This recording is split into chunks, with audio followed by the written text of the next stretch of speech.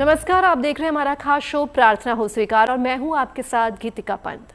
आषाढ़ मास की देवशयनी एकादशी से जगत के पालनहार योग निद्रा में चले जाते हैं और आने वाले 4 महीनों तक भगवान विष्णु करते हैं पाताल लोक में वास। इन 4 महीनों में हर तरह के शुभ संस्कारों पर लग जाती है रोक, क्योंकि ये समय भगवान विष्णु की योग निद्रा का होता है।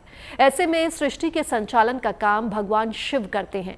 आषाढ़ मास के शुक्ल पक्ष की एकादशी क्यों है शुभ और कैसे आने वाले 4 महीने आपको मिलेगा भगवान विष्णु संग शिव का आशीर्वाद, चलिए जानते हैं। शास्त्रों में देवशयनी एकादशी का बहुत महत्व है। ये वो दिन है जब भगवान विष्णु 4 महीने के लिए योग निद्रा में चले जाते हैं, जिसे चातुर्मास के नाम से जाना जाता है। इस दौरान कोई भी शुभ काम जैसे विवाह, मुंडन, गृह प्रवेश नहीं किए जाते।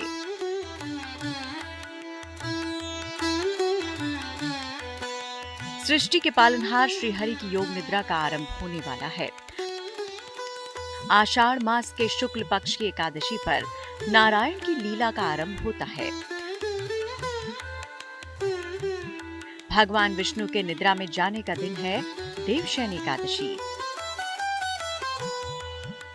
महादेव के हाथ सृष्टि के संचालन की बागडोर जाने का दिन है ये एकादशी। शुभ कार्य क्यों बंद हो जाते हैं? भगवान विष्णु सृष्टि के पालनहार हैं। उनकी सूक्ष्म उपस्थिति के बिना कार्य संपन्न नहीं हो सकते। हालांकि श्री हरि इस समय योग निद्रा में जाते हैं, शारीरिक निद्रा में नहीं। चातुर्मास का आरंभ इसी देवशयनी एकादशी से होता है। इसमें भगवान देवी महामाया के प्रभाव में 4 माह के लिए योग निद्रा में चले जाते हैं। ऐसी महामाया के प्रभाव से भगवान शिव इस समय इस लोक की सारी व्यवस्थाएं संभाल लेते हैं। तो जिस दिन से ये आरंभ होता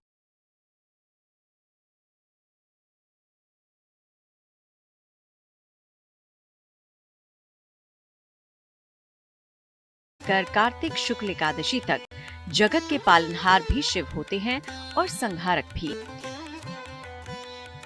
यानी कि शिव ही संसार के कर्ता धर्ता होंगे। मान्यता है कि ठीक 4 महीने के लिए भगवान विष्णु पाताल लोक में सोने चले जाते हैं। फिर 4 महीने बाद यानी कार्तिक शुक्ल पक्ष की एकादशी को उठते हैं श्री हरि। इसीलिए 4 महीने तक कोई भी शुभ कार्य नहीं किए जा सकते। किसी भी शुभ काम का जो जीवन को पालन करने वाले भगवान विष्णु हैं। भगवान विष्णु चूंकि इस समय योग निद्रा में चले जाते हैं, तो उनकी अनुपस्थिति में ये माना जाता है या उनके प्रभाव के अनुपस्थिति में माना जाता है कोई शुभ काम करना अच्छा फल नहीं देता। उस शुभ काम में विघ्न पड़ने की पूर्ण संभावना पड़ जाती है। और इसी चातुर्मास के अंदर चूंकि वर्षा ऋतु भी रहती है, आषाढ़ की ऋतु भीषण गर्मी और भीषण जल होने के कारण से किसी भी शुभ कामों को करना वैसे भी श्रेयस्कर नहीं रहता। देवशयनी एकादशी का महत्व। आषाढ़ शुक्ल एकादशी को देवशयनी एकादशी कहा जाता है। इस एकादशी से अगले 4 माह तक श्री हरि विष्णु योग निद्रा में चले जाते हैं। इसीलिए अगले 4 माह तक शुभ कार्य वर्जित हो जाते हैं। इसी समय से चातुर्मास की शुरुआत भी हो जाती है। इस एकादशी से तपस्वियों का भ्रमण भी बंद हो जाता है। इन दिनों में केवल ब्रज की यात्रा की जा सकती है। इस बार देवशयनी एकादशी 6 जुलाई की है, यानी 4 महीने तक नहीं मिलेगी श्री हरि की कृपा। और उनकी कृपा के बिना कोई भी शुभ कर्म सफल नहीं हो सकता। इसीलिए जब तक श्री हरि योग निद्रा में है, तब तक कोई भी शुभ काम करने से बचना चाहिए। देखिए, इस समय पर आप ऐसे समझिए कि नारायण योग निद्रा में महामाया की कृपा से चले जाते हैं। भगवान शिव इस समय अपने गणों के साथ इन व्यवस्थाओं को संभाल लेते हैं। तो भगवान शिव कल्याण करने के लिए उस समय व्यक्ति को तपस्यारत रहना चाहिए, मनोकामनाएं सिद्ध करने के लिए, अपने मन की इच्छा पूर्ण करने के लिए। परंतु भगवान नारायण के इस समय अभाव के कारण से, उनके प्रभाव के अभाव के कारण से किया गया शुभ कार्य अशुभ फल देने लगता है। चलिए अब आपको देवशयनी एकादशी के दिन दीपक से जुड़े कुछ प्रयोग बताते हैं। माना जाता है कि ऐसा करने से आपके घर में बरकत बनी रहती है और आपके जीवन में आने वाले संकट दूर होते हैं। तुलसी का पौधा भगवान विष्णु को बहुत प्रिय है। शाम को तुलसी के पौधे के पास घी का दीपक जरूर जलाएं।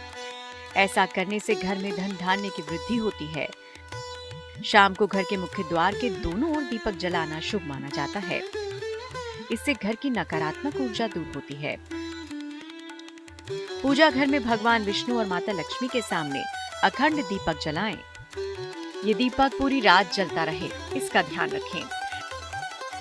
ऐसा करने से भगवान विष्णु का आशीर्वाद मिलता है। इस दिन शाम को पीपल के पेड़ के नीचे एक दीपक जरूर जलाएं। पीपल के पेड़ में देवताओं का वास माना जाता है। दीपक जलाने से पितरों को भी शांति मिलती है। इस दिन रसोई घर में भी एक दीपक जलाना चाहिए। रसोई घर को मां अन्नपूर्णा का निवास स्थान माना जाता है। कहते हैं कि यहाँ दीपक जलाने से कभी अन्न धन की कमी नहीं होती और घर में बरकत बनी रहती है।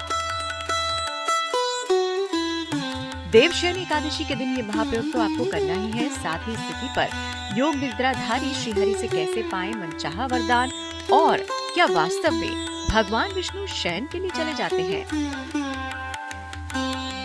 क्या है श्रीहरि विष्णु की योग निद्रा का रहस्य? आगे हम आपको यही बताने वाले हैं। बने रहिए हमारे साथ। देवशयनी एकादशी एक ऐसा पावन दिन जब श्री हरि की महाकृपा मिल सकती है। देवशयनी एकादशी पर श्री हरि को प्रसन्न करके आप उनसे मन चाहा वरदान मांग सकते हैं। लेकिन आखिर क्यों श्री हरि 4 महीने पाताल में विश्राम करते हैं? क्या सचमुच 4 महीने के लिए सो जाते हैं भगवान विष्णु? जानिए देवशयनी एकादशी की दिव्य कथा।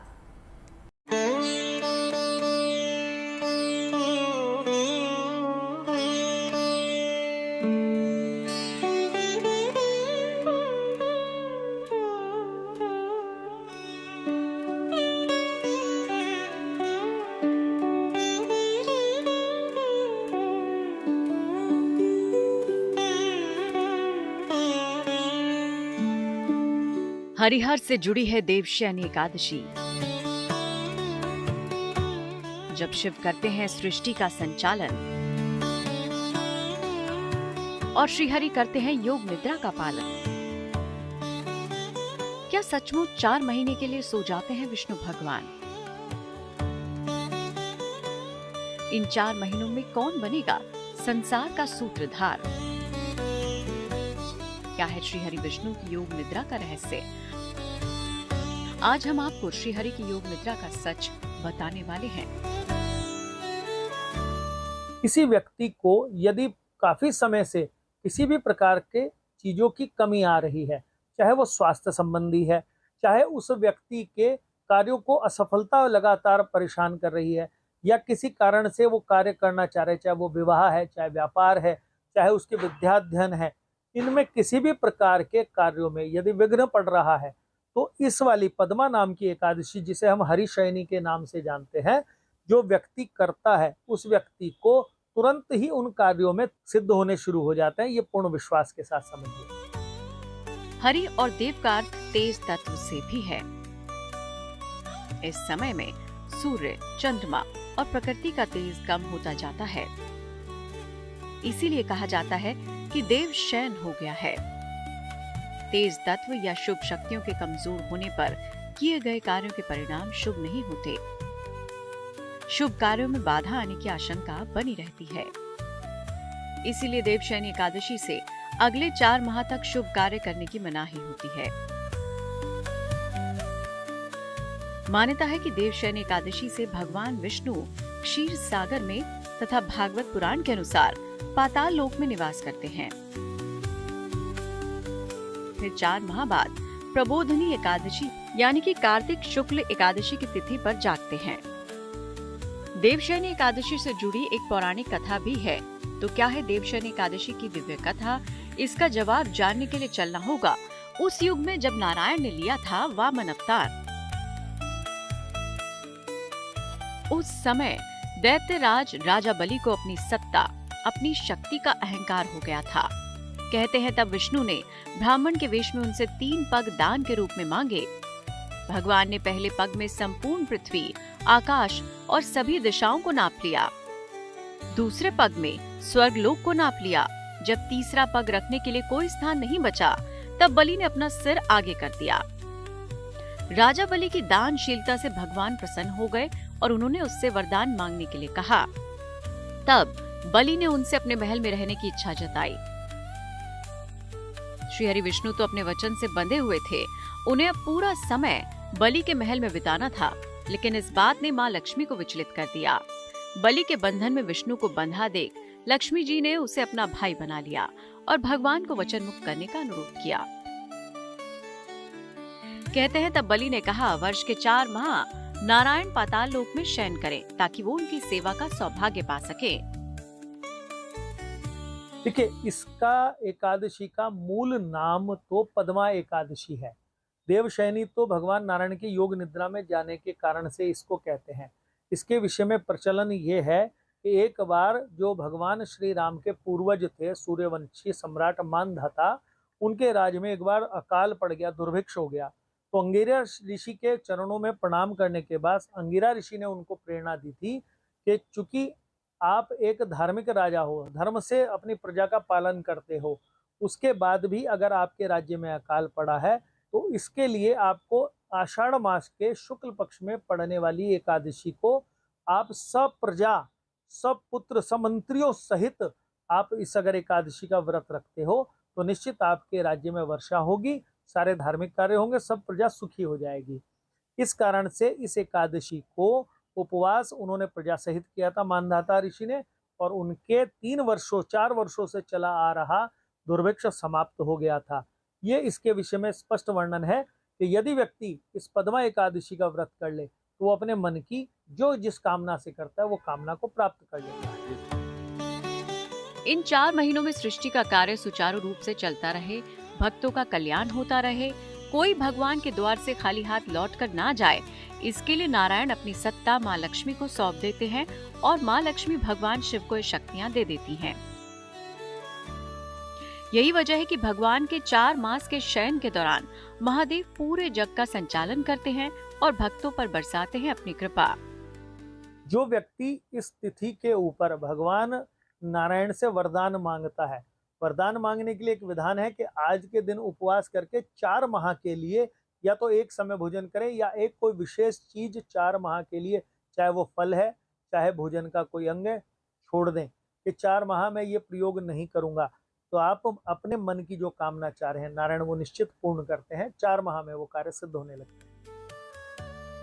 देवशयनी एकादशी पर भले ही श्रीहरि योग निद्रा में चले जाते हैं, लेकिन इस दिन उनकी कृपा से आपको कई वरदान भी मिल सकते हैं। तो आइए जानते हैं इस दिन आपको कौन सा वरदान देंगे भगवान। देवशयनी एकादशी पर सामूहिक पापों और समस्याओं से मुक्ति मिल सकती है। दुर्घटनाओं के योग टल जाते हैं, व्यक्ति का मन शुद्ध होता है।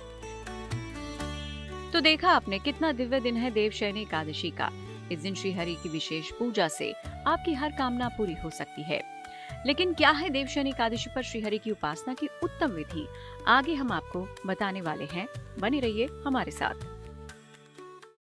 चातुर्मास देवशयनी एकादशी से आरंभ हो जाता है, इसीलिए भगवान के सोने से पहले आपको जगत के पालनहार भगवान विष्णु की पूजा उपासना कैसे करनी है अब ये भी जान लीजिए, क्योंकि भगवान विष्णु की यही उपासना आपको दिलाएगी अनंत कृपा और खोलेगी आपके मुक्ति और मोक्ष के द्वार।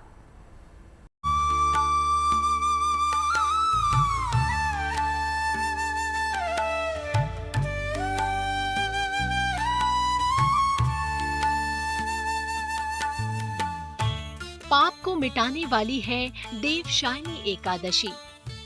श्री हरि की कृपा दिलाने वाली है ये दिव्य तिथि। हिंदू धर्म में एकादशी का व्रत महत्वपूर्ण स्थान रखता है। यूं तो एक साल में 24 एकादशी पड़ती है और जब अधिक मास आता है तब इनकी संख्या बढ़कर 26 हो जाती है। इन सभी एकादशियों में आषाढ़ मास के शुक्ल पक्ष की एकादशी यानी देवशयनी एकादशी को भगवान विष्णु की आराधना के लिए बेहद विशेष माना जाता है। देवशयनी एकादशी के दिन श्री हरि की विधिवत उपासना करके उनकी विशेष कृपा पाई जा सकती है। लेकिन इसके लिए पूजा की उत्तम विधि जानना जरूरी है। तो आइए हम आपको बताते हैं देवशयनी एकादशी पर कैसे करें भगवान विष्णु को प्रसन्न।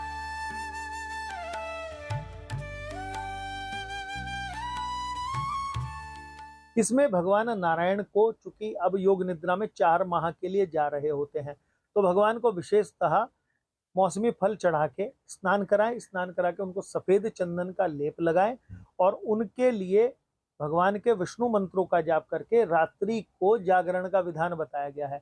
और अगले दिन द्वादशी तिथि लगने के पश्चात उस व्रत का पारायण करें और भगवान को मौसमी फल चढ़ाकर भगवान को कोई भी गर्म चीज नहीं, वस्त्र भी बिल्कुल सूती और हल्के पीले रंग के उनको स्नान कराने के पश्चात पहनाकर और भगवान को प्रार्थना करें कि आप योग निद्रा में आप जा रहे हैं, हमारी भी किसी प्रकार की परेशानी चले रहे उसको भी हमेशा के लिए समाप्त कर दें। इस प्रकार से प्रार्थना करके अपने व्रत को पूर्ण करें, पारायण करें, आपके कार्य सिद्ध हो जाए। रात को विशेष विधि विधान से भगवान विष्णु की पूजा करें। उन्हें पीली वस्तुएं, विशेषकर पीला वस्त्र अर्पित करें। श्री हरि के मंत्रों का जाप करें, आरती उतारें। आरती के बाद निम्न मंत्र से भगवान विष्णु की प्रार्थना करें। सुप्ते त्वयि जगन्नाथ जमत सुप्तः भवेदिदम् विबुद्धे त्वयि बुद्धिः च जगत सर्व चराचरम्। प्रार्थना के बाद भगवान से करुणा करने के लिए कहें। इस दिन अन्न, वस्त्र, जल और अन्य वस्तुओं का दान करना शुभ माना जाता है। इस दिन ओम नमो भगवते वासुदेवाय मंत्र का जाप आपके पुण्य कर्मों को बड़ा कर सकता है, आपके पुण्य कर्मों को बढ़ा सकता है। तो आप भी श्री हरि का ध्यान और उनकी उपासना पूरी श्रद्धा के साथ करें और पाले हरि संग भगवान शंकर का भी वरदान। प्रार्थना स्वीकार में आज के लिए बस इतना ही। बाकी देश और दुनिया की तमाम पॉजिटिव न्यूज के लिए आप बने रहिए गुड न्यूज टुडे पर। नमस्कार।